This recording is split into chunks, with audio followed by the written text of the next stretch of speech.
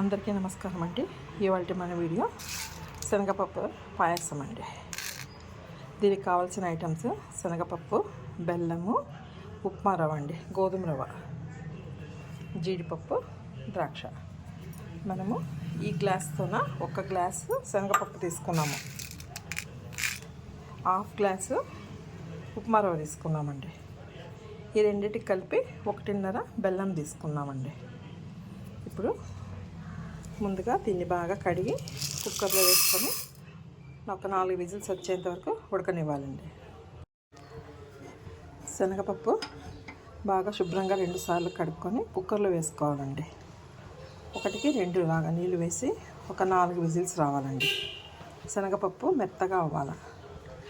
ఇప్పుడు ఇది కుక్కర్లో పెట్టేసుకుందామండి.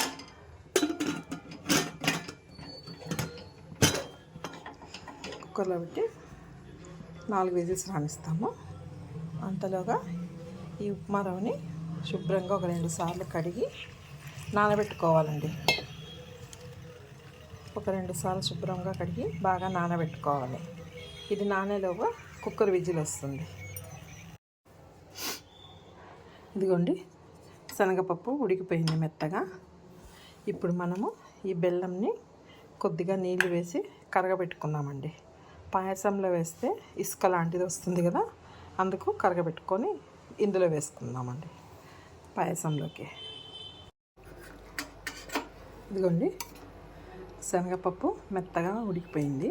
ఇప్పుడు ఇందులో మనము నానబెట్టి పెట్టుకున్న గోధుమ రవ్వ అండి, దీంట్లో ఉన్న కొద్దిగా వాటర్ తీసేసి ఈ గోధుమ రవ్వ మనం మొత్తం వేసుకోవాలి. ఈ రవ్వ బాగా ఉడకాలండి. ఇందులోనే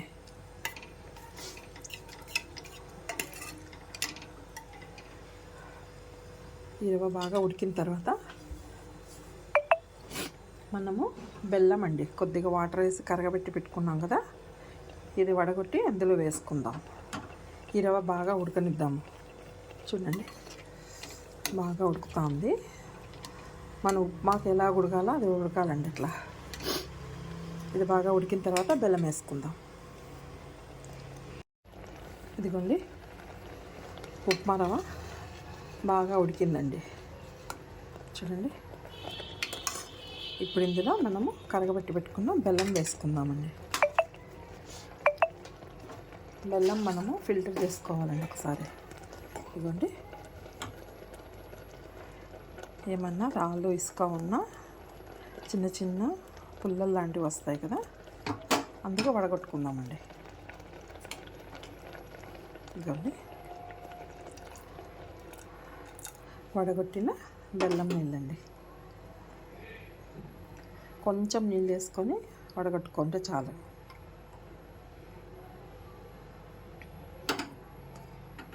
చూడండి ఎంతగా వచ్చిందో దుమ్మంతా.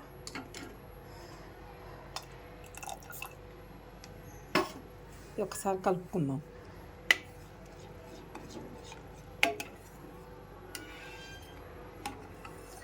మనము శనగపప్పు, ఉప్మా రవ్వ బాగా ఉడికిన తర్వాతే బెల్లం వేసుకోవాలండి, లేకపోతే అవి 2 ఉడకవు.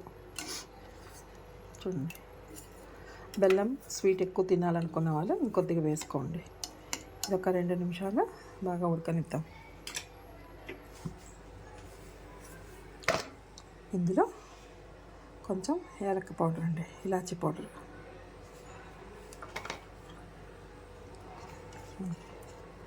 కొద్దిగా ఉడికిన తర్వాత పాలు పోసుకుందామండి. పాలు వేస్తే కొంచెం స్వీట్నెస్ తగ్గుతుంది. ఇష్టం లేకపోతే వద్దండి, అది ఆప్షన్, మీ ఇష్టము. కొద్దిగా పాలు పోస్తే టేస్ట్ బాగుంటుందండి. ఒకవేళ పాలు పోసుకొని చేసుకోవాలనుకుంటే కొద్దిగా బెల్లం ఎక్కువ వేసుకోండి. బెల్లం ఆల్రెడీ కరిగింది కదా, అయిపోయిందండి. ఇప్పుడు మనం కొద్దిగా పాలు పోసుకుందాం.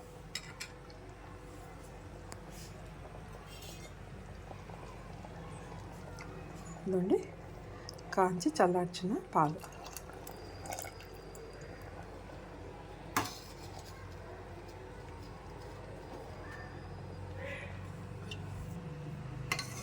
ఒకసారి కలుపుకుందాం.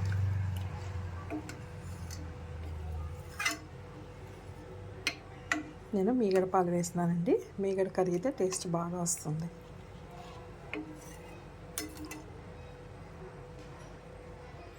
ఇప్పుడు నేతిలోన ఈ జీడిపప్పు, ఈ ద్రాక్ష వేయించేసి వేసుకుందామండి. కొద్దిసేపు అయినాక గట్టి పడుతుందండి. ఇంత లూజ్గా ఉండదు. ఉప్మా రవ్వ కదా, కొంచెం చిక్కబడుతుంది. ఒక 2 మినిట్స్ ఆగి స్టవ్ ఆఫ్ చేసుకుందాం. జీడిపప్పు, ద్రాక్ష ఒక్కటేసారి వేస్తే మాడిపోతుందండి జీడిపప్పు. అందుకే ఫస్ట్ ఇది వేసుకున్నాను నేను.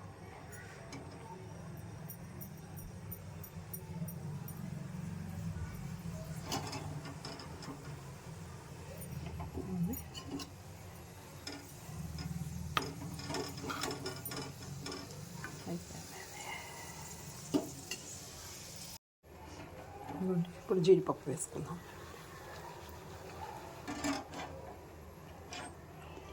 వేడిగా తింటే చాలా బాగుంటుందండి పాయసం.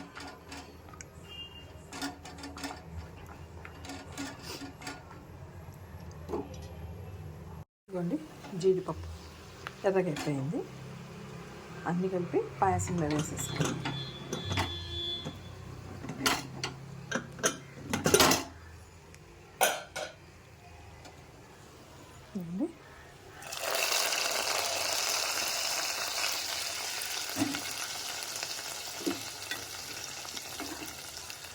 ద్రాక్ష కూడా వేసేద్దాం.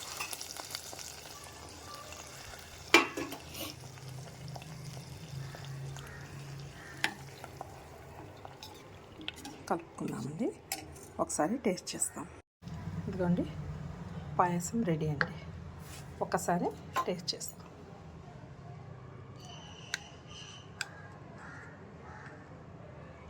చాలా వేడిగా ఉంది.